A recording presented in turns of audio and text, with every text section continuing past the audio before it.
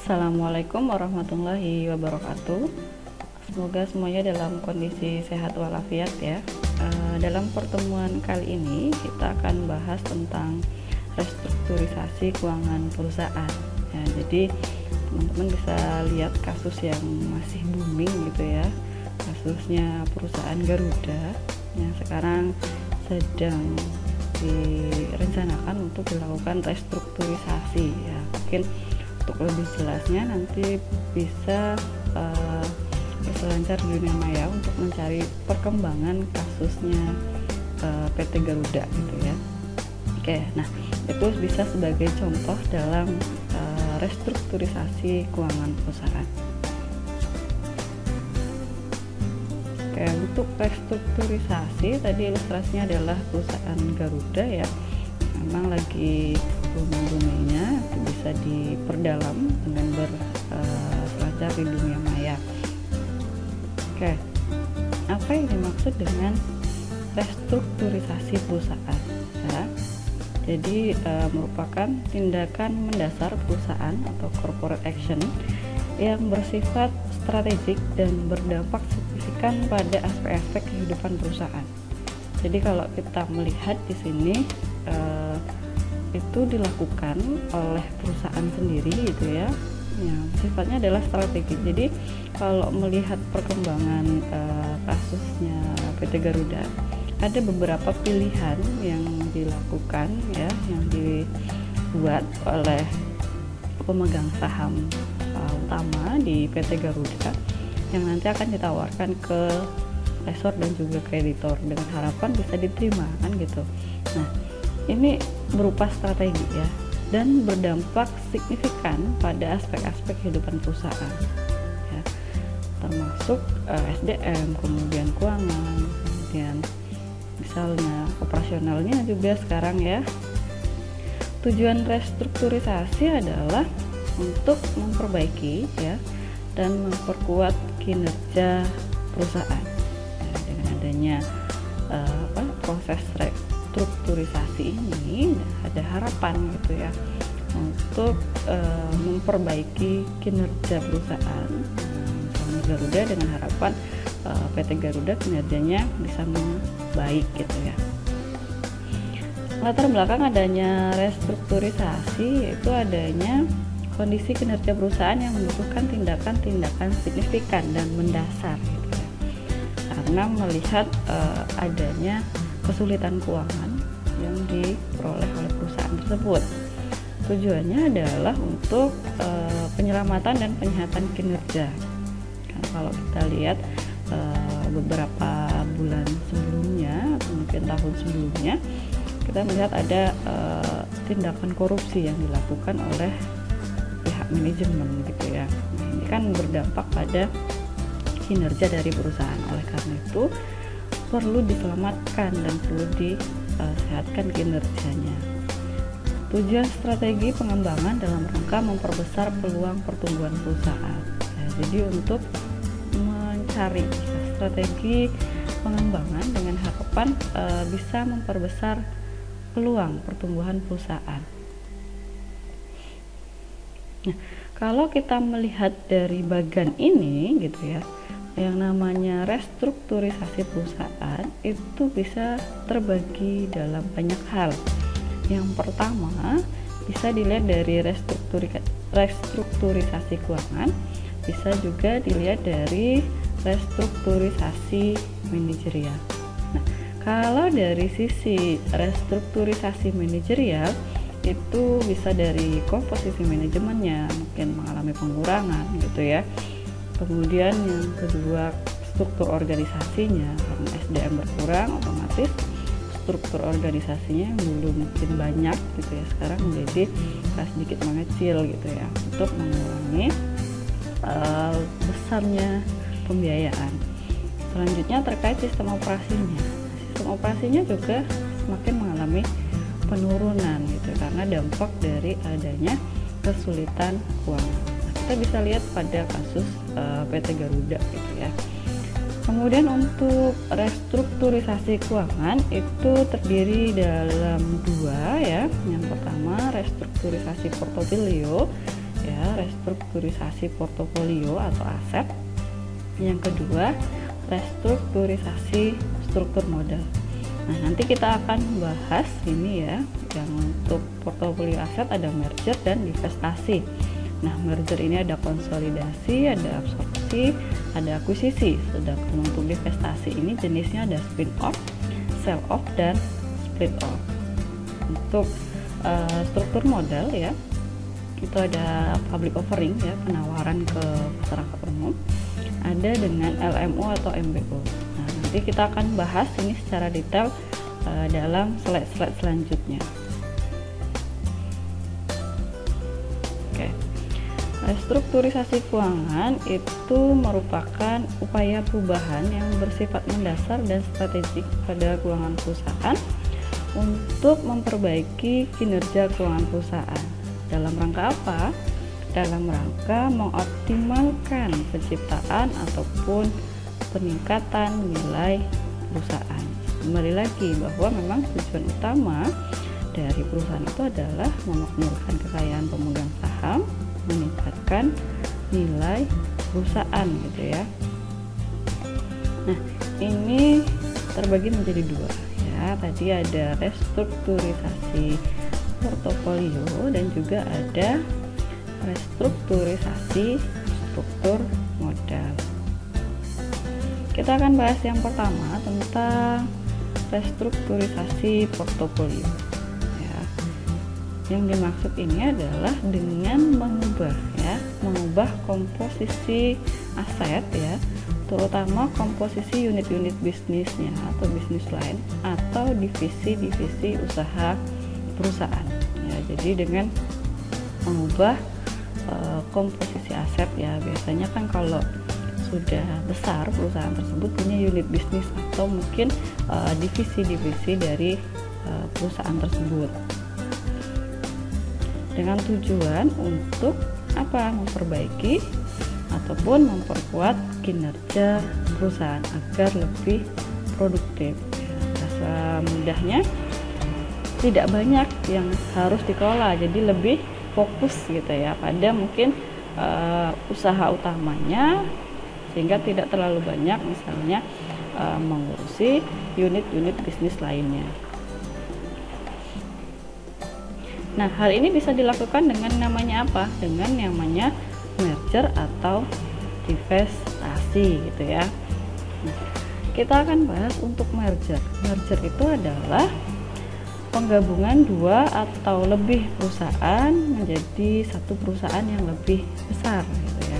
Jadi yang namanya juga merger gitu ya, bisa dua ataupun lebih ya, beberapa perusahaan ya bergabung menjadi perusahaan yang lebih besar dengan cara seluruh aset ya dan juga kewajiban dari masing-masing perusahaan yang melakukan merger ini dilebur atau digabung menjadi satu gitu ya. Nah, dalam hal ini yang namanya merger ya bisa berdasarkan keputusan sukarela dari beberapa perusahaan.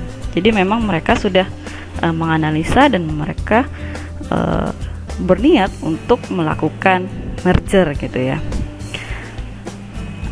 Nah, akibat transaksi pembelian ataupun pengambil alihan saham ataupun aset perusahaan ini disebut yang namanya dengan akuisisi gitu ya. Diakuisisi atau mengakuisisi, nanti istilahnya seperti itu. Kita lihat dari sudut pandang yang mengakuisisi ataupun yang diakuisisi. Nah, kalau merger itu ada merger konsolidasi, ada merger absorpsi ya. Jadi ada dua. Nah, dua ini nanti kita juga bahas. Kemudian kalau akuisisi itu ada akuisisi saham, ada juga yang namanya akuisisi aset ya. Merger konsolidasi yang dimaksud itu adalah penggabungan dua atau lebih perusahaan ya, di mana semua perusahaan yang bergabung itu membubarkan diri dan didirikan perusahaan baru dengan skala yang lebih besar dan memiliki identitas baru. Nah, jadi kita bisa lihat di sini, misal ya, ada perusahaan A, perusahaan B, dan perusahaan C melakukan yang namanya merger konsolidasi. Jadi tidak salah satu dari perusahaan yang melakukan merger yang nama perusahaan barunya, tapi dengan nama baru ya. Disebut misalnya di sini adalah perusahaan D gitu. Jadi tidak salah satu pun, tapi mereka membuat nama baru hasil merger konsolidasi, yaitu dengan misal perusahaan D. Nah, ini contoh ya. Contoh perusahaan-perusahaan yang melakukan merger konsolidasi pada tahun 1998. Ini ada Bank Bumidaya, Bank Dagang Negara, Bank Ekspor Impor Indonesia, dan juga Bank Pembangunan Indonesia. Nah, ini melakukan merger konsolidasi sehingga muncullah nama baru, yaitu PT Bank Mandiri. Kemudian pada tahun 2002 ada PT Bank Bali, Bank Universal, Bank Prima Express, Bank Arta Media, dan Bank Patriot. Nah, ini melakukan merger konsolidasi dengan nama baru, yaitu PT Bank Permata. Penggabungan atau merger yang dilakukan dengan cara peleburan seperti ini ya, jadi melebur menjadi satu ya, disebut juga dengan yang namanya amalgamasi. Oke. Jadi ada istilah baru yang perlu diingat ketika mendengar kata amalgamasi, berarti penggabungan atau merger yang dengan cara peleburan atau konsolidasi, itu disebut dengan amalgamasi. Selanjutnya ada merger absorpsi ya. Penggabungan perusahaan di mana perusahaan yang bergabung itu melebur ke salah satu perusahaan yang bergabung sehingga salah satu perusahaan menjadi perusahaan yang lebih besar. Kalau tadi melebur sehingga muncul nama perusahaan baru, kalau sekarang melebur tapi masih ada menggunakan salah satu perusahaan yang melakukan merger absorpsi. Ilustrasinya seperti ini ya, ada tadi A, B, dan C. Kalau tadi menjadi D, kalau sekarang misalnya kita pilih salah satu nama perusahaan setelah dilakukan merger absorpsi, misalnya perusahaan C gitu ya, dari ketiga perusahaan yang melakukan merger. Nah, contoh seperti ini ya. Pada tahun 2004 ada 8 perusahaan ini ya bergabung. Nah, dalamnya ada salah satu PT Lipo Development ya, kemudian juga ada PT Lipo Karawaci. Nah, yang digunakan namanya ya setelah melakukan merger itu adalah PT Lipo Karawaci gitu ya. Kemudian untuk 2008 contohnya penggabungan PT Bank Lipo dengan CIMB Niaga. Nah, yang nama baru setelah dilakukan merger adalah PT Bank CIMB Niaga. Tadi kita sudah bahas merger, sekarang kita akan bahas yang namanya akuisisi. Akuisisi adalah pembelian atau pengambil alihan perusahaan oleh perusahaan lain ya, dimana perusahaan diambil alih ya, perusahaan yang jadi target di akuisisi ini secara operasional tetap berdiri sendiri di bawah kendali manajemen perusahaan yang mengambil alih.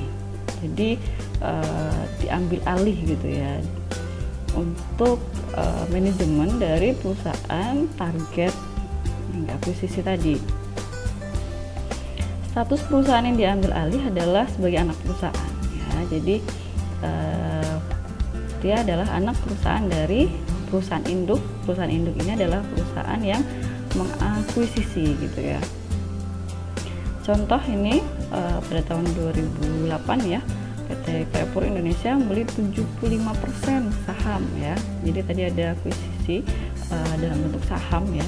Di sini akuisisinya adalah persentase saham 75% PT Alfa Retailindo dengan nilai lebih kurang 674 miliar. Nah, dalam hal ini kita bisa melihat bahwa PT Carrefour ya mempunyai peningkatan penguasaan ya di industri retail gitu ya, yang dimana sebelumnya adalah 37,9% ya, sekarang menjadi 48,3%. Karena apa? Karena membeli 75% saham PT Alfa gitu ya.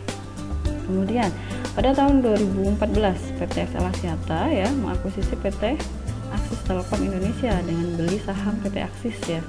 Nah, ini juga salah satu bentuk akuisisi ya dengan akuisisi saham gitu ya. Nah, akuisisi saham atau aset ya. Jadi akuisisi tadi ada dua. Yang pertama ada akuisisi saham, yang kedua adalah akuisisi aset. Yang dimaksud dengan akuisisi saham adalah membeli seluruh atau sebagian besar saham perusahaan, sehingga berdampak pada peningkatan persentase saham ya, atas perusahaan anaknya gitu ya. Kalau akuisisi aset, membeli seluruh atau sebagian besar dari porsi aset perusahaan. Nah, dalam hal ini yang dimaksud aset perusahaan adalah aset real yang ada pada sisi aktiva pada neraca perusahaan. Jadi kalau kita lihat pada neraca itu sebelah kiri gitu ya, ada yang namanya aktiva ya, baik aktiva lancar ataupun aktiva tetap. Nah, yang dimaksud di sana yang di akuisisi aset. Keuntungan akuisisi saham ya dibandingkan dengan akuisisi aset, yaitu akuisisi saham ini lebih praktis ya dibandingkan akuisisi aset. Kenapa? Karena pembelian saham itu bisa langsung dilakukan di pasar modal gitu ya. Jadi tidak perlu adanya ini persetujuan kolektif pemegang saham perusahaan target ya. Jadi beli langsung di pasar modal. Kemudian juga tidak perlu yang namanya negosiasi dengan manajemen perusahaan yang akan menjadi target akuisisi gitu ya. Nah, itulah kenapa akuisisi saham itu lebih gitu ya dibandingkan dengan akuisisi aset. Selanjutnya kita akan bahas yang namanya divestasi ya. Divestasi ini adalah bentuk restrukturisasi perusahaan ya melalui kegiatan penjualan ataupun pelepasan atau pemisahan aset perusahaan atau unit bisnis yang dimiliki perusahaan kepada pihak lain ya. Jadi melepas gitu ya atau menjual gitu ya, bisa kepada pihak ketiga. Nah ya, nanti kita lihat ilustrasinya ya. Nah, alasan dilakukan restrukturisasi dalam bentuk divestasi ini karena yang pertama, perusahaan ingin lebih fokus ya, lebih fokus pada unit bisnis atau bidang usaha yang menjadi core bisnisnya. Jadi mengecilkan scope gitu ya, hanya pada core bisnisnya saja. Kemudian alasan yang kedua, perusahaan ingin melepas unit bisnis yang kurang menguntungkan yang dapat mempengaruhi profitabilitas perusahaan jika terus dipertahankan. Nah, ini misal ya unit bisnis tersebut sering mengalami kerugian, maka ini akan berdampak pada profitabilitas perusahaan secara keseluruhan. Nah, alangkah lebih baiknya misalnya dilepas gitu ya. Nah, bentuk divestasi ini ada tiga. Yang pertama yang namanya spin off, yang kedua ada sell off, yang ketiga ada split off. Oke, kita akan bahas yang pertama, spin off itu apa gitu ya. Spin off adalah suatu bentuk divestasi ya dengan cara melepas salah satu unit usahanya atau salah satu perusahaan anak ya, sehingga secara manajerial perusahaan ataupun unit tersebut berdiri sendiri ya. Prosedurnya bagaimana? Prosedurnya adalah perusahaan induk menerbitkan saham baru atas perusahaan anak ya. Jadi perusahaan anak ini punya saham ya, saham baru gitu ya. Jadi tidak tergabung lagi dengan perusahaan induk untuk sahamnya. Karena apa? Karena perusahaan induk sudah menerbitkan saham baru untuk perusahaan anaknya. Kemudian distribusi saham baru pada pemegang saham perusahaan induk atau bisa juga kepada pabrik gitu ya. Jadi saham baru untuk perusahaan anak ini ya bisa untuk pemegang saham perusahaan induk, bisa juga untuk pabrik gitu ya. Nah, contohnya ini 2012 ya, sebelum terjadi kasus yang sekarang, PT Garuda melepas kepemilikan salah satu anak perusahaannya yaitu Citylink ya. Nah, setelah terpisah ya dari Garuda, Citylink ini berlawanan fokus gitu ya. Jadi lebih ke pangsa pasar dengan jasa penerbangan berbiaya murah atau low cost carrier ya, dibandingkan PT Garuda yang memang berbiaya tinggi ya dengan pelayanan yang maksimal gitu ya. Itu dulu ya. Kalau sekarang mungkin tidak seperti itu juga karena adanya kasus PT Garuda gitu ya, yang memang diawali dengan korupsi dan juga audit yang tidak benar gitu ya. Yang kedua adanya PT Semen Gresik yang melakukan spin-off ya terhadap anak cabangnya, yaitu PT Semen Padang dan juga PT Semen Tonasa. Nah, ini adalah contoh dari spin-off, yaitu melepas salah satu unit usahanya ataupun salah satu perusahaan anaknya ya. Sell off. Yang dimaksud sell off adalah restrukturisasi dengan cara melikuidasi atau menjual unit bisnis tertentu atau perusahaan anak ya kepada pihak ketiga. Nah, kalau ini kepada pihak lain gitu ya dijualnya ya. Alasannya apa? Alasannya adalah unit bisnis ataupun anak perusahaan ini dirasa kurang memuaskan untuk melakukan strategi bisnis. Nah, maka lebih baik di sell off gitu ya. Perbedaan spin off dan sell off itu seperti apa? Oke, kita lihat di sini. Kalau spin off ya, yang barusan tadi saya sampaikan, yang namanya spin off di sini unit bisnis yang dilepas itu tetap menjadi milik perusahaan induk ya. Jadi tetap punya perusahaan induk, tapi di sini yang berpindah ya, yang hanya berpindah itu hanya aspek manajemen operasionalnya saja. Jadi tetap punya perusahaan induk, tapi dalam pengelolaan operasionalnya ya sendiri gitu ya. Contoh tadi PT Citylink gitu ya. Jadi manajemennya lebih berfokus pada berbiaya rendah gitu ya, target konsumennya. Kalau sell off ini unit bisnis dilepas ke pihak ketiga. Ya, jadi tidak lagi punya perusahaan induk tapi sudah pihak ketiga, sehingga manajemen operasi dari unit bisnis yang di sell off ini ya dilakukan oleh si pihak ketiga gitu ya, bukan lagi sendiri gitu ya, tapi karena sudah dimiliki pihak ketiga. Contoh sell off adalah pelepasan divisi handphone Nokia kepada Microsoft. Nah, ini teman-teman pasti tahu ya, yang namanya Nokia dulu booming sekali gitu ya. Yang dibeli pasti HP Nokia gitu ya di awal-awal gitu ya. Tapi kemudian ada terjadi penurunan penjualan. Nah, akhirnya di sell off kepada Microsoft gitu ya.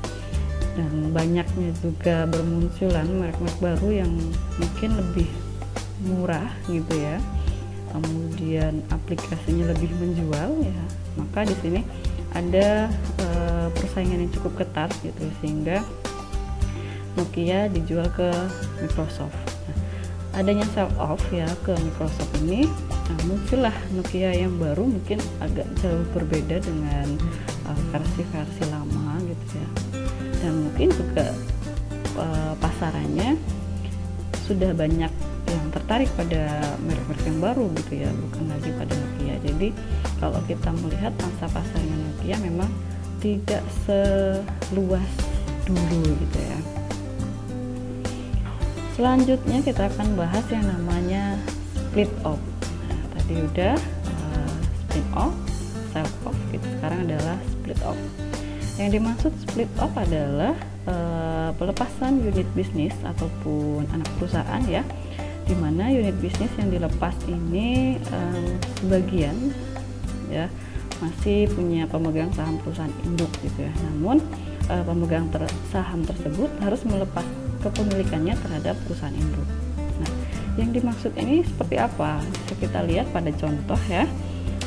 Sebelum split off, PT Arwana dimiliki oleh Tuan A, Tuan B, dan Tuan C, di mana PT Arwana punya 3 unit bisnis dan juga punya anak perusahaan namanya PT Sindu Permai.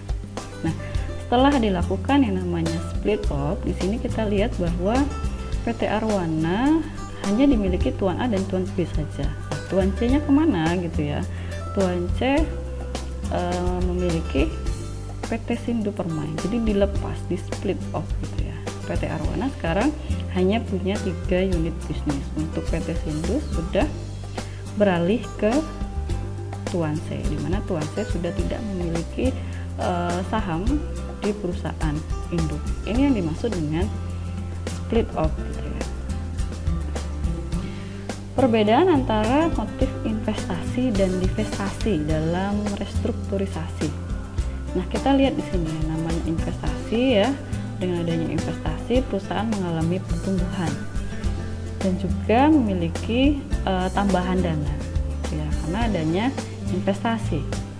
Hal ini akan berdampak pada perusahaan bisa memperluas peluang dan memperkuat kemampuan perusahaan dalam menghasilkan pendapatan karena adanya pertumbuhan dan juga adanya dana kan gitu dari investasi yang dilakukan oleh investor. Kalau divestasi kita lihat di sini ya, unit usaha tertentu kurang menguntungkan. Ya, adanya divestasi itu karena adanya unit usaha tertentu kurang menguntungkan. Nah, untuk menghindari kerugian lebih lanjut, maka perusahaan melakukan pelepasan ataupun penjualan aset. Di sini kalau kita bisa simpulkan bahwa investasi dan divestasi itu bertolak belakang gitu ya. Bisa kita lihat juga dari namanya ya, investasi dan divestasi. Selanjutnya, restrukturisasi struktur modal. Yang dimaksud di sini restrukturisasi struktur modal ini bisa menyebabkan adanya perubahan yang signifikan pada komposisi pendanaan ataupun struktur modal perusahaan. Karena ada proses ya yang namanya restrukturisasi struktur modal. Hal ini bisa karena adanya keputusan go public ya, terbentuk penawaran umum atau IPO gitu ya, public offering, atau juga karena adanya keputusan privatisasi perusahaan ya, going private dalam bentuk LBO, leverage buyout, ataupun manajemen buyout. Nah, ini akan berdampak pada perubahan komposisi pendanaan ataupun perubahan struktur modal perusahaan. Kita bahas yang pertama yang namanya public offering atau penawaran umum. Keputusan pendanaan dengan cara menjual saham kepada publik ya, melalui mekanisme umum ya. Jadi mungkin teman-teman sering dengar yang namanya IPO gitu ya. Nah, itu disebut dengan singkat ya, atau diperpanjang istilahnya dengan inisial public offering gitu ya, dimana sebelumnya kepemilikan itu hanya dimiliki pihak sendiri atau private. Sekarang adanya public offering ini menyebabkan kepemilikan itu tidak hanya kepemilikan sendiri tapi juga menjadi kepemilikan publik gitu ya. Nah, untuk porsi kepemilikan publik itu rata-rata tidak lebih dari 30% gitu ya.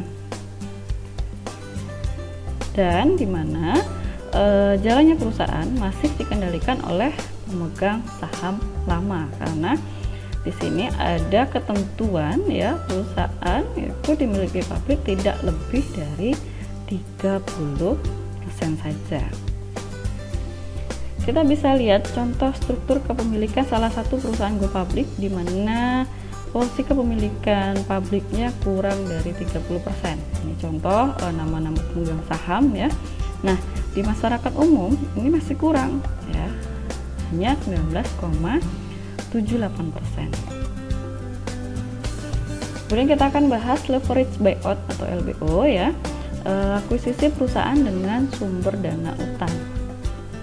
Ya, jadi aset perusahaan ini diakuisisi dijadikan jaminan ya atas utang, di mana pembayaran utang nantinya berasal dari aliran kas masuk pendapatan ya, yang pendapatan siapa? Pendapatan perusahaan yang diakuisisi. Misal A mengakuisisi B ya. Jadi aset dari perusahaan B itu dijadikan jaminan, bayar utangnya pakai arus kas masuk dari perusahaan B gitu ya. Jadi perusahaan yang diakuisisi. mengakuisisi. Contoh ya, LBO di Indonesia itu dilakukan oleh PT Bumi Resort yang bergerak di bidang perhotelan dan pariwisata, mengakuisisi PT Arutmi Indonesia dan PT Kaltim Promakol ya, atau KPC yang bergerak di bidang pertambangan. Akuisisi kedua perusahaan tersebut menghabiskan dana sebesar 685,5 juta dan disinyalir sebagai LBO terbesar yang pernah dilakukan perusahaan Indonesia. Ya. Jadi, aset dari perusahaan yang diakuisisi dijadikan jaminan atas utang, di mana pembayaran utangnya menggunakan pendapatan yang diperoleh oleh PT Arutmin dan juga PT Kaltim Proma. Prosedur transaksi LBO yaitu dengan cara mengakuisisi pembelian saham perusahaan target dengan menggunakan sumber dana utang. Jadi beli saham perusahaan Arutmin dan PT Kaltim ini pakai dana utang gitu ya. Nah, dana utang itu nanti kan harus dibayar gitu ya, utangnya nanti harus dibayar. Nah, bayarnya pakai pendapatan yang diperoleh oleh PT Arutmin dan PT Kaltim. Ilustrasi implikasi transaksi LBO terhadap struktur modal dan struktur kepemilikan perusahaan. Contoh di sini pada tahun 2000X ya, PT Indofarm telah diambil alih oleh PT Sejahtera melalui LBO. LBO dilakukan terhadap 90% saham PT Indofarm ya, sebesar 4,5 juta lembar dari pemegang saham lama dengan nilai 75 miliar. Dari harga pembelian tersebut 70 miliar didanai dari utang perbankan. Sisanya dibayar per kas yang berasal dari setoran para investor atau pemilik PT Sejahtera ya. PT Sejahtera ini adalah perusahaan yang diakuisisi.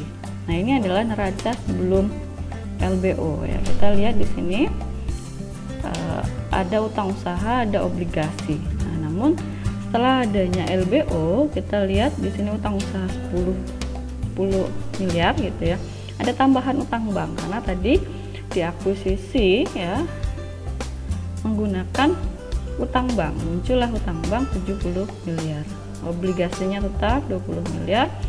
Saham biasa berubah ya, yang dulunya nilainya 80 miliar sekarang mengalami penurunan menjadi 10 miliar, dimana total aktiva dan pasifanya masih sama yaitu sebesar 120 miliar.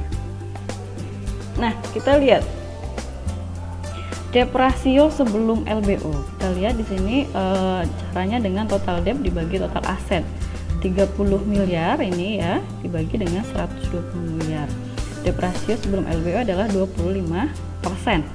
Setelah adanya LBO ya, total debt-nya menjadi lebih besar ya, 100 miliar dibagi 120, maka rasio debt rasionya menjadi lebih besar yaitu 83,3%. Nah, implikasi yang pertama berarti di sini struktur modal highly leverage ya. Jadi ini menjadi lebih besar struktur modalnya. Jika tidak dikelola dengan hati-hati, bisa memicu financial distress ya. Bisa memicu kesulitan keuangan. Maka untuk penyelamatannya ya, untuk upaya penyelamatannya bisa dengan debt for equity swaps gitu ya, dengan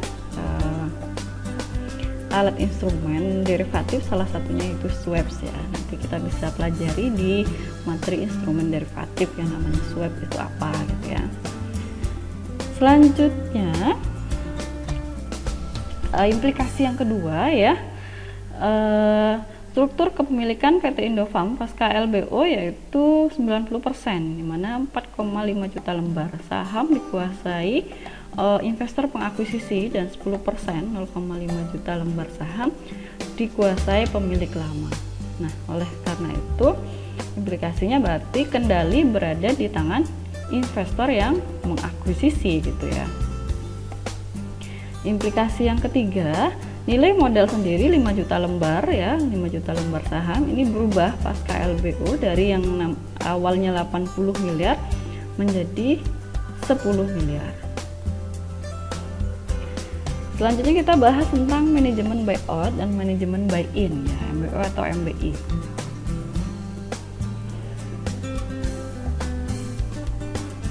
Oke, ya. Yang dimaksud di sini pembelian perusahaan ya didanai dari utang atau LBO yang dilakukan oleh manajemen perusahaan, bisa dengan manajemen perusahaan itu sendiri disebut dengan manajemen buyout atau MBO, bisa dengan manajemen perusahaan lain ya, yaitu manajemen buy-in atau MBI. Jika perusahaan publik dibeli dengan LBO atau MBO ataupun MBI ya, maka ini menyebabkan privatisasi perusahaan atau going private ya. Maka manajemen yang awalnya terbuka gitu ya menjadi manajemen tertutup. Ya, kita lanjutkan pada motif LBO, MBO dan MBI. Dimana yang pertama, biaya modal dari utang lebih kecil daripada biaya modal ekuitas atau modal sendiri ya. Jadi biaya modal dari utang lebih kecil daripada biaya modal sendiri. Selanjutnya, perusahaan yang diakuisisi berada pada kondisi yang lemah ya. Jadi perusahaan yang diakuisisi pada kondisi yang lemah tetapi dipandang memiliki prospek kuat ke depan. Jadi kalau kita lihat 5-10 tahun ke depan, prospek dari perusahaan yang diakuisisi itu bagus gitu ya. Maka di sini menjadi salah satu motif LBO, MBO ataupun MBI. Oke, kita akan lihat di sini perhitungan ROE atas LBO PT Indofarm ya. Pada transaksi LBO ataupun MBO ya, investor lebih mengutamakan ROE. Nah, ROE ini bisa dilihat rumusnya seperti ini. Laba bersih dibagi modal sendiri kali 100% ya. Dimana sebagian besar investasi didanai dari utang dan hanya sebagian kecil yang berasal dari modal sendiri. Hal ini akan berdampak pada ROE yang diperoleh sangat tinggi. Kita bisa lihat di sini ketika skema pembiayaannya menggunakan modal sendiri. ROE-nya hanya 16%. Ketika 50-50, hal ini akan berdampak pada ROE menjadi 24%. Namun ketika pendanaan ya dengan utang menjadi lebih besar gitu ya dibandingkan modal sendiri, yaitu utangnya 90%, maka akan berdampak pada ROE yang sangat tinggi, yaitu 88%.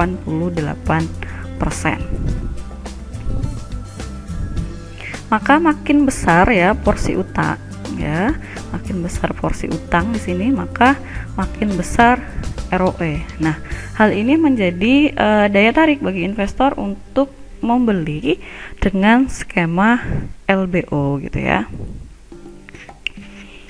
Merger dan akuisisi sebagai strategi pengembangan dan peningkatan kinerja perusahaan. Kita lihat jenis merger dan akuisisi dari aspek ekonomis, ada merger horizontal, ada merger vertikal, ada merger konglomerat. Nah, untuk merger vertikal itu ada forward atau upward ya, integration ya. Kemudian ada backward dan downward ya, integration. Nah, jadi ada dua ini kalau merger vertikal. Kita akan bahas nanti satu persatu. Yang pertama, merger horizontal. Yang dimaksud dengan merger horizontal adalah penggabungan dua atau lebih perusahaan yang bergerak di bidang usaha atau industri yang sama. Ya, jadi kalau kita lihat di sini ada ciri khasnya, yaitu usaha ataupun industri yang sama. Tujuannya apa? Yang pertama adalah untuk mengurangi persaingan di antara perusahaan yang bergabung ya, karena memiliki usaha ataupun industri yang sama. Yang kedua, memperkuat posisi bersaing dengan perusahaan lain pada industri yang sama. Tujuan yang ketiga, untuk memperkuat kinerja perusahaan ya, melalui peningkatan efisiensi operasional dan juga efektivitas dari manajemennya. Contoh merger horizontal yang dilakukan di Indonesia yaitu penggabungan PT Bank Bumidaya, PT Bank Dagang Negara, dan PT Ekspor Impor Indonesia, dan juga PT Bank Pembangunan Indonesia menjadi PT Bank Mandiri. Nah, ini kan bidang usahanya sama ya, lembaga perbankan gitu ya, industrinya sama. Selanjutnya yang dimaksud dengan merger vertikal yaitu penggabungan dua atau lebih perusahaan yang memiliki bidang usaha yang berada pada tahapan-tahapan proses produksi. ya. Apa yang dimaksud dengan tahapan-tahapan proses produksi? Itu mengarah ya, terjadinya integrasi antara perusahaan pemasok dan juga perusahaan pengguna. Nah, di sini kan pemasok itu masuk bahan baku misalnya gitu ya. Pengguna di sini misalnya membuat barang jadi. Nah, di sini kan merupakan tahapan-tahapan proses produksi. Yang dimaksud dengan perusahaan pemasok adalah perusahaan yang beroperasi sebagai penyedia bahan baku awal pada tahapan proses produksi. Kemudian perusahaan pengguna ya adalah perusahaan yang beroperasi pada tahapan mendekati produk jadi ataupun produk akhir ya yang siap dikonsumsi. Contoh, dalam proses produksi konveksi, maka merger vertikal dapat dilakukan antara perusahaan kain ya, dalam hal ini pengguna gitu ya, dengan perusahaan pemintalan benang dan juga perusahaan perkebunan kapas. Nah, perusahaan pemintalan benang dan perusahaan perkebunan kapas ini adalah perusahaan pemasok gitu ya. Oke, kita bahas dari jenis-jenis merger. Yang barusan tadi adalah merger vertikal ya. Yang pertama adalah backward atau downward integration ya. Di sini ada perusahaan pemasok ya, ada juga perusahaan pengguna. Nah, perusahaan distributor atau pengguna diintegrasikan ke perusahaan pemasok. Ini merupakan inisiasi merger vertikal. Tujuannya apa? Tujuannya adalah untuk menjamin stabilitas pemasaran ataupun distribusi dan juga harga jual ya atas produk yang dihasilkan oleh si pemasok. Oleh karena itu, di sini pemasok ya bisa mengendalikan yang pertama target volume produksi ya ataupun volume penjualan yang harus dicapai oleh si distributor. Nah, maka di sini tujuan stabilitas pemasaran tercapai. Kemudian yang kedua, harga jual produk itu terhindar dari tekanan harga jual yang dikendalikan oleh perusahaan pengguna ataupun distributor. Contoh backward integration adalah merger antara PT Indofood dengan sebagai produsen mie instan dengan PT Bugasari gitu ya. Nah, sebagai produsen tepung ya, sebagai bahan baku yang dibutuhkan oleh PT Indofood Sukses Makmur. Selanjutnya yang kedua itu adalah forward atau upward integration ya. Kita lihat di sini kalau tadi kebalikan ke sana ya, sekarang perusahaan pemasok yang diintegrasikan dengan perusahaan distributor ataupun pengguna. Tujuannya apa? Untuk menjamin stabilitas pasokan bahan baku ya, baik dari sisi jumlah yang dibutuhkan maupun harga. Nah, di sini kalau tadi perusahaan pemasok bisa mengendalikan, kalau sekarang perusahaan distributor bisa mengendalikan dalam hal jumlah produksi ya, jumlah produksi harus dihasilkan perusahaan pemasok. Jadi bisa mengendalikan berapa jumlah produksi yang harus dihasilkan oleh perusahaan pemasok. Yang kedua ya, harga produk yang dihasilkan oleh perusahaan pemasok itu bisa menjadi efisiensi biaya bahan baku. Contohnya adalah merger antara produsen otomotif Toyota dengan perusahaan Auto 2000 yang beroperasi sebagai agen penjualan dan juga layanan bengkel resmi Toyota. Nah, ini yang disebut dengan forward ataupun forward integration gitu ya. Kita bahas tentang merger konglomerat. Apa yang dimaksud dengan merger konglomerat adalah penggabungan dua atau lebih perusahaan yang beroperasi pada bidang usaha ataupun industri yang berbeda. Jadi tidak ada keterkaitan. Tujuannya yaitu diversifikasi bidang usaha dengan mengurangi risiko usaha gitu ya. Nah, adanya diversifikasi ini bisa mengurangi risiko usaha karena bergabungnya perusahaan dengan bidang yang berbeda dan memiliki karakteristik risiko yang berbeda sehingga saling menutup risiko masing-masing perusahaan. Hal ini berlandaskan pada don't put your eggs in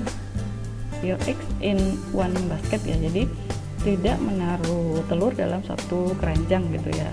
Harapan masih ada ketika salah satu mengalami kerugian masih ada perusahaan lain gitu ya yang memberikan keuntungan. Nah, namun di sini ada kelemahan dan tantangan ya ketika pasca melakukan merger konglomerat.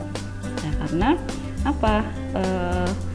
Ini industrinya berbeda dan tidak saling keterkaitan gitu ya, maka bisa menyebabkan perusahaan tidak fokus ke bidang utama yang menjadi kompetensi utama atau core kompetensi, dan mengelola yang bukan kompetensinya. Nah, ini bisa menyebabkan terjadinya risiko kegagalan yang besar gitu ya.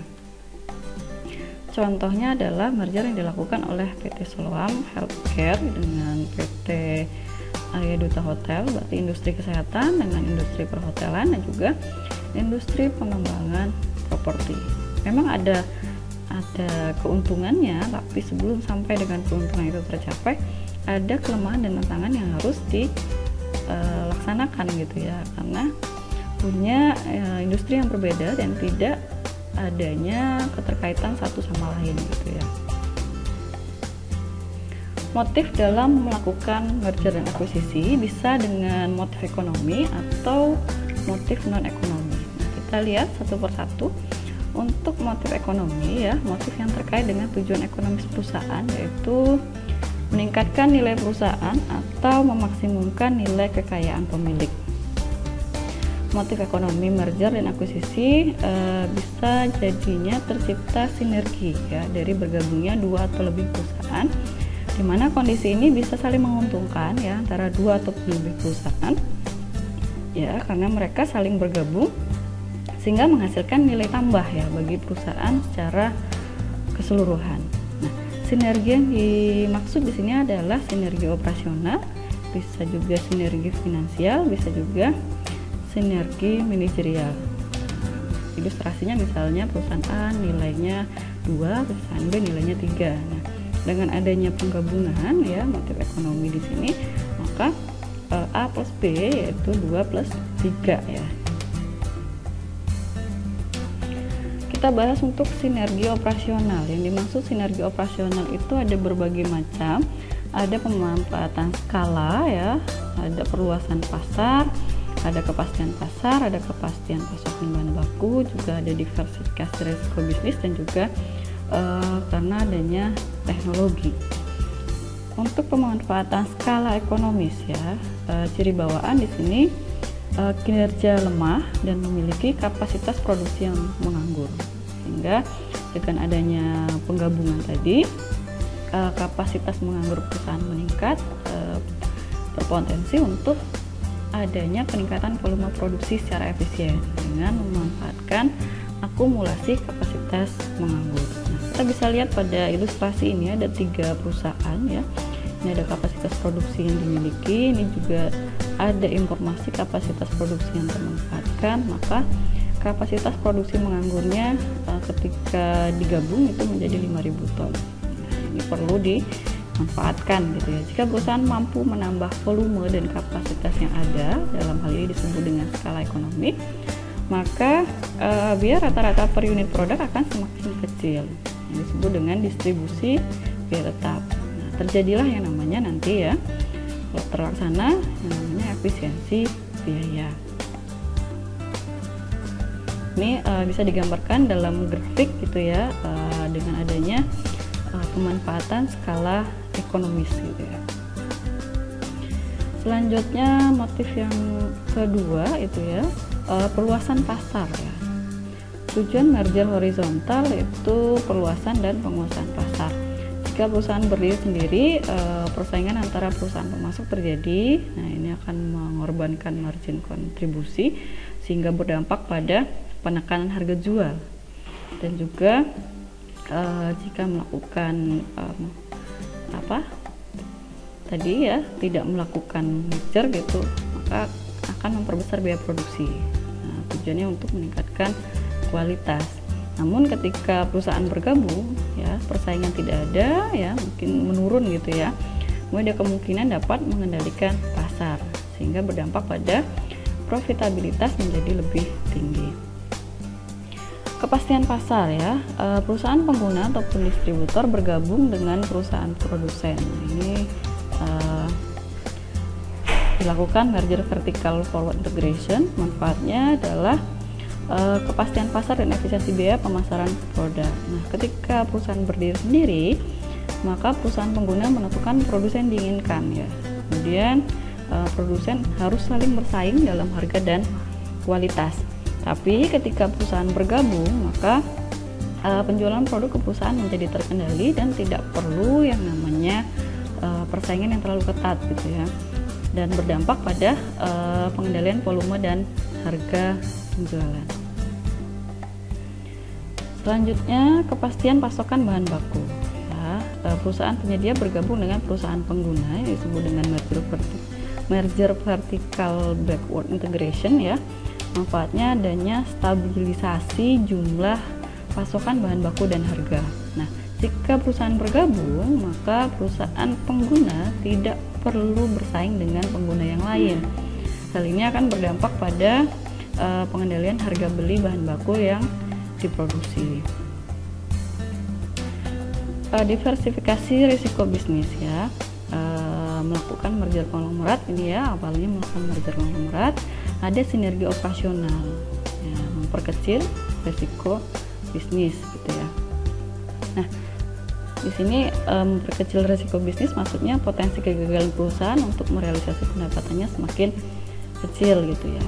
Nah, menutup risiko kegagalan suatu perusahaan ya, dengan memperkecil risiko bisnis ini bisa menutup risiko kegagalan satu perusahaan, sehingga keberhasilan perusahaan lain yang tergabung bisa menjadi penutup risiko kegagalan perusahaan lainnya. Jenis risiko bisnis ada risiko sistematis, ada risiko tidak sistematis. Nah, kalau risiko tidak sistematis bisa diminimalkan melalui merger ataupun akuisisi. Kemudian dari aspek teknologi ya, sinergi teknologi terjadi pada merger horizontal gitu ya, yaitu perusahaan yang sejenis, di mana proses produktif relatif sama dan juga produk ataupun layanan jasa juga sama. Ini akan berdampak pada kualitas dan kemajuan teknologi ya. Oke, kita lihat contoh di sini perusahaan A dan perusahaan B ya, melakukan merger ataupun akuisisi, di mana perusahaan A teknologinya maju ya, operasi produktif efisien, melakukan transfer teknologi ke perusahaan B yang teknologinya kurang maju dan juga operasi kurang produktif gitu ya. Nah, ini setelah adanya transfer itu memperoleh manfaat melalui penerapan teknologi yang lebih produktif dan juga efisien. Selain itu juga bisa menambah penciptaan nilai tambah bagi perusahaan, baik perusahaan A ataupun perusahaan B. Motif ekonomi ya, motif ekonomi itu dilihat dari sinergi finansial, ada kapasitas utang dan juga penghematan pajak. Kita bahas dari kapasitas utang ya. Perusahaan yang bergabung itu struktur modal debt ratio tinggi dengan struktur modal dengan debt ratio rendah. Nah, yang dimaksud dengan debt ratio tinggi adalah kemampuan memperoleh pendanaan dari utang itu rendah. Kalau debt ratio rendah itu kemampuan memperoleh pendanaan dari utang tinggi. Nah, ini melakukan merger atau akuisisi berdampak pada kemampuan memperoleh pendanaan dari utang semakin kuat karena adanya peluang memperoleh pendanaan dari utang yang meningkat, menyebabkan ya biaya modal utang menjadi lebih kecil dibandingkan biaya modal ekuitas. Bisa dilihat di sini ada dua perusahaan, PT Indotex dan PT Latex ya. Ada dua neraca, bisa kita hitung debt rasionya. PT Indotex 15%, untuk PT Latex debt rasionya 87,5%. Nah, kalau PT Latex ini ketika bergabung gitu ya dengan PT Indotex ini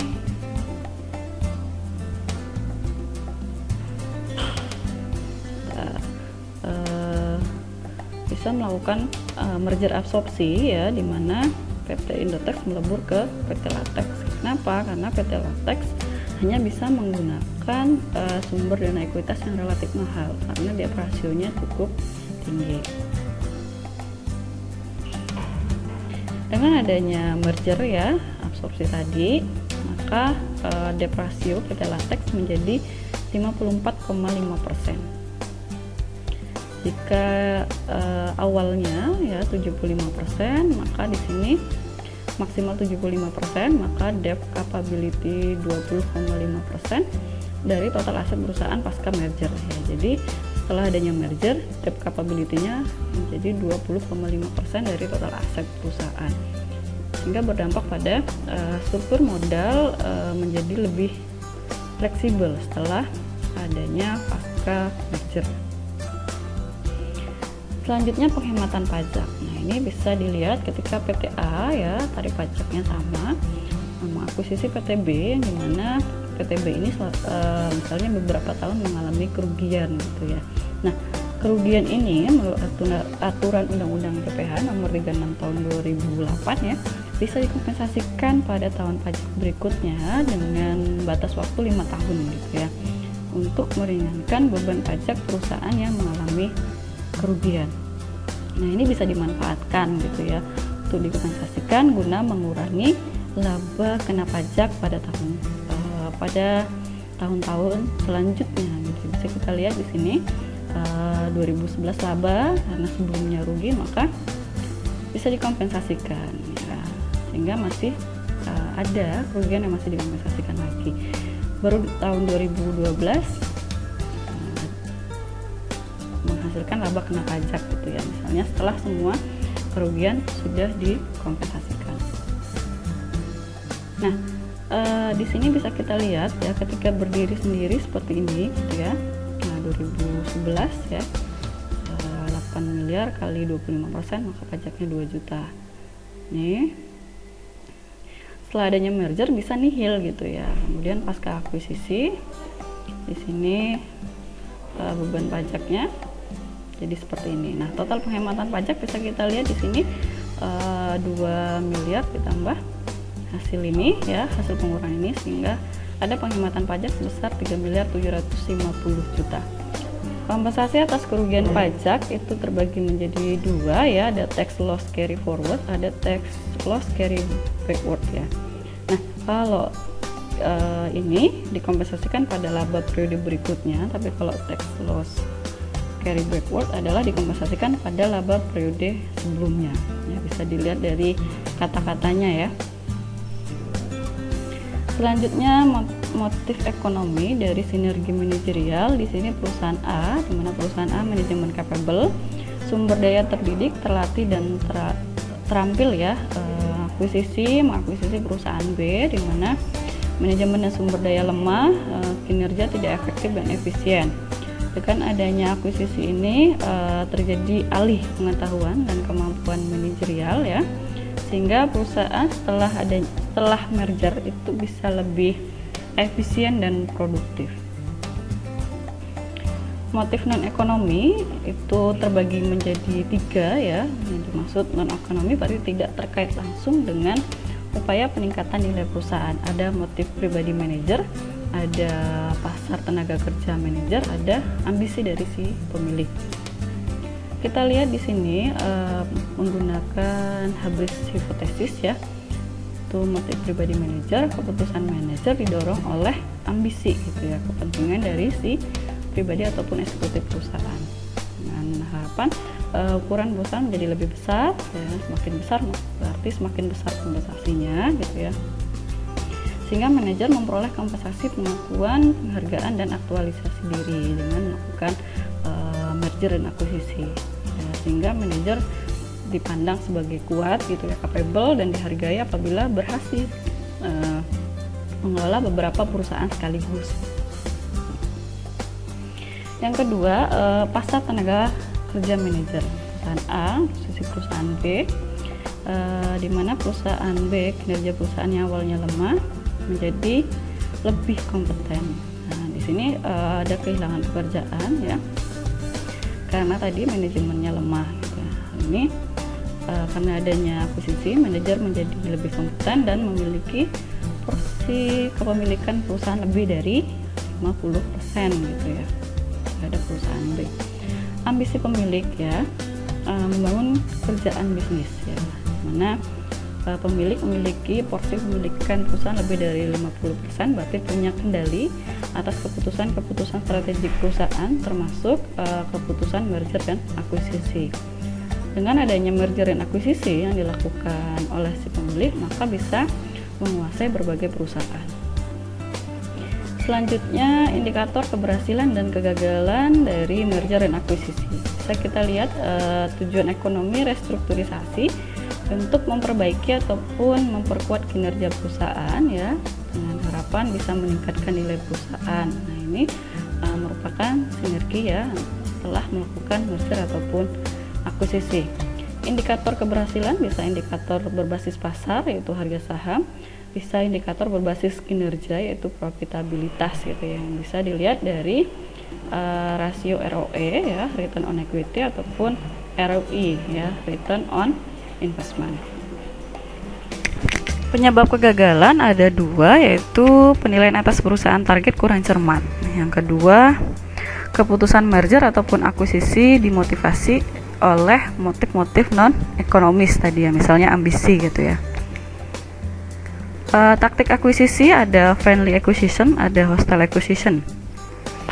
Nah, kalau yang disebut friendly atau negotiation takeover, ya, manajemen atau pemilik perusahaan mengakuisisi dengan adanya proses negosiasi. Nah, itu kesepakatan, ya, di mana di dalamnya ada perjanjian akuisisi yang isinya ada harga, ada akuisisi saham atau aset, gitu, ya, ada informasi status perusahaan, ya, setelah diakuisisi.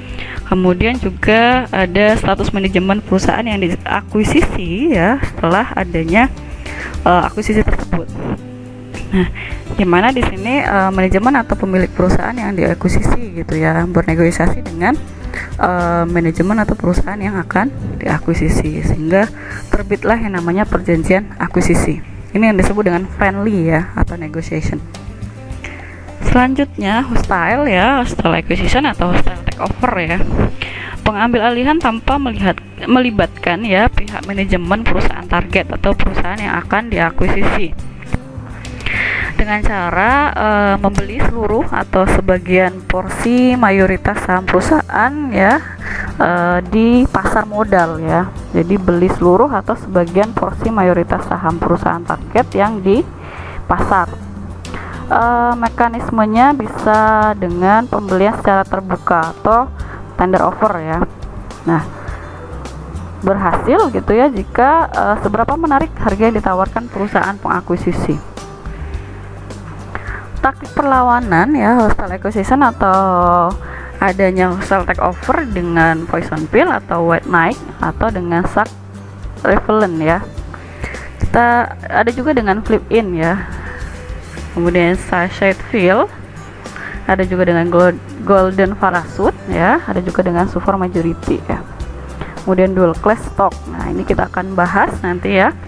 Yang dimaksud dengan poison pill, ya, poison pill adalah strategi untuk menggagalkan akuisisi, ya, bisa dengan dua flip in ataupun sachet fill, dengan cara menjadikan perusahaan target kurang bernilai atau tidak menarik lagi bagi perusahaan pengakuisisi, gitu, ya. Jadi menjadikan perusahaan target kurang bernilai atau tidak menarik lagi.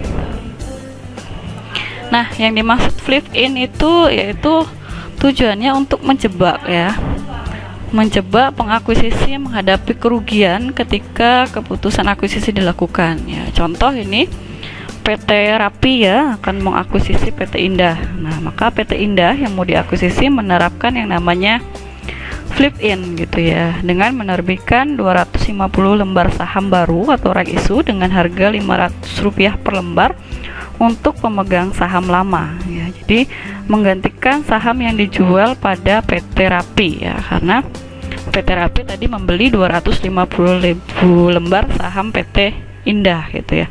Nah, hal ini akan berdampak, ya, investor lama mendapat capital gain, gitu, ya, karena adanya penambahan saham, gitu, ya. Yang kedua, saham beredar pasca flip in, pemegang lama 1 juta lembar, PT Rapi 250.000 lembar, sehingga totalnya ada 1.250.000 lembar. Porsi kepemilikan PT Rappi setelah flip in itu sebesar 20% ya. Maka di sini ini adalah salah satu perlawanan yang dilakukan ya, karena menolak gitu ya diakuisisi ya, sehingga porsi kepemilikan yang awalnya 25% ya turun menjadi 20% gitu ya. Selanjutnya adalah suicide fail, yaitu taktik bunuh diri ya. Taktiknya dilakukan untuk menghadapi hostile acquisition yang tidak bisa lagi dicegah ya. Alasannya manajemen merasa perusahaan lebih baik dibubarkan daripada diakuisisi perusahaan lain. Nah, cara dalam taktik bunuh diri ini dengan memperburuk keadaan struktur modal perusahaan, atau juga bisa dengan menjual aset ataupun unit bisnis yang paling produktif di perusahaan tersebut. Nah, untuk memperburuk keadaan struktur modal bisa dengan menambah utang ya, beli saham perusahaan dengan harga premium, sehingga menyebabkan debt ratio tinggi ya, financial distress ya, perusahaan mengalami kesulitan keuangan dan berdampak pada kebangkrutan. Untuk cara yang menjual aset ya, aset utama dijual sehingga tersisa aset-aset yang kurang produktif gitu ya. Ini yang disebut dengan taktik bunuh diri. Selanjutnya adalah white knight ya, sebutan bagi pihak atau perusahaan yang mengakuisisi perusahaan target dengan tujuan menghindari akuisisi paksa pihak ketiga. Contoh, PT Rappi ingin mengakuisisi ya, PT Indah meminta bantuan ya kepada PT Tentram ya. Di situ berdasarkan persetujuan pemegang saham ada negosiasi dengan PT Tentram. Nah, PT Tentram ini disebut dengan white knight ya. Selanjutnya adalah sacrifice ya. Sacrifice ini adalah lesikal ya, tindakan untuk menghalau hiu. Jadi istilahnya hiu gitu ya. Akuisisi dengan adanya akuisisi di sini sacrifice ini untuk menangkal akuisisi paksa dengan cara membuat langkah-langkah yang menjadikan akuisisi paksa ini tidak mungkin atau tidak menarik ya untuk dilakukan ya. Bisa dengan golden parachute atau super majority ataupun dual class stock. Golden parachute yaitu membuat peraturan atau perjanjian ya jika terjadi pengambil alihan ya. Pihak pengakuisisi membayar kompensasi yang sangat tinggi pada tim manajemen perusahaan target. Kemudian tim manajemen tetap bekerja di perusahaan sesuai dengan posisinya paling tidak sampai akhir masa jabatannya. Tujuannya apa? Itu untuk melindungi ya kepentingan manajemen daripada kepentingan pemegang saham. Inilah yang disebut dengan golden parachute gitu ya. Ada super majority, yaitu membuat peraturan di mana rencana akuisisi oleh perusahaan lain harus disetujui sebagian besar dari pemegang saham. Hal ini akan menyebabkan persetujuan itu sulit untuk mencapai quorum ya. Maksudnya quorum ini adalah jumlah suara minimal yang dibutuhkan. Jadi menyebabkan tidak menarik ya bagi pengakuisisi. Kemudian ada dual class stock ya. Peraturannya saham yang memiliki hak suara adalah saham yang dikuasai pemegang saham perusahaan target yang terdiri dari beberapa pemegang saham. Saham yang dijual kepada publik tidak memiliki hak suara. Memilih ya perusahaan target. Faktor-faktor yang menjadi pertimbangan, yang pertama bisa jenis bidang usaha, bisa ukuran perusahaan, bisa posisi pasar, bisa struktur dan kualitas manajemen, bisa rentang volume produksi, bisa struktur aset, bisa struktur modal, bisa juga profitabilitasnya dan juga lain-lainnya. Kita bisa lihat dari jenis bidang usaha, misalnya berhubungan dengan jenis merger atau yang diakuisisi yang akan dilakukan gitu ya. Kalau ukuran perusahaan bisa menjadi lebih besar setelah adanya akuisisi. Ya, posisi pasar di sini untuk mengetahui potensi persaingan dari perusahaan target, ada tidak potensi sinergi dalam pemasaran produk ya. Kemudian untuk struktur dan kualitas manajemen ya, untuk mengetahui bagaimana pengelola perusahaan target, ada tidak potensi sinergi manajerial pasca dilakukan akuisisi. Rentang volume produksi untuk mengetahui adakah kapasitas menganggur dari perusahaan. ada tidak potensi sinergi operasional ya pasca dilakukan akuisisi. Kemudian untuk struktur aset ya, untuk melihat aspek likuiditas dan jenis aset dari sisi teknologi ya. Kemudian ada tidak potensi sinergi ya teknologi dan keuangan pasca akuisisi. Kemudian untuk melihat aspek solvabilitasnya, risiko keuangannya, dan bagaimana kapasitas dari utang perusahaan. Ada tidak ya potensi sinergi keuangan pasca dilakukan akuisisi. Kalau dilihat dari profitabilitas ya, melihat potensi arus kas perusahaan target di masa mendatang, apakah saham nanti berada pada under value atau over value. Lain-lain bisa dilihat seperti audit ya terhadap aspek operasional, kemudian manajerial, keuangan, legal ya, pemasaran, dan aspek lain yang bisa menjadi dasar dalam pengambil alihan keputusan akuisisi itu sendiri gitu ya. Penentuan nilai perusahaan target ya, nilai perusahaan tercermin pada harga saham perusahaan. Harga penawaran yang baik yaitu yang menguntungkan perusahaan pengakuisisi dan menarik juga bagi perusahaan yang akan diakuisisi. Tujuan penilaian perusahaan adalah untuk menentukan nilai wajar dari perusahaan target, di mana nanti harga pasar saham under atau over value gitu ya. Metode penilaian bisa berbasis aset ya, bisa berbasis kapitalisasi pendapatan, bisa berbasis nilai sekarang arus kas.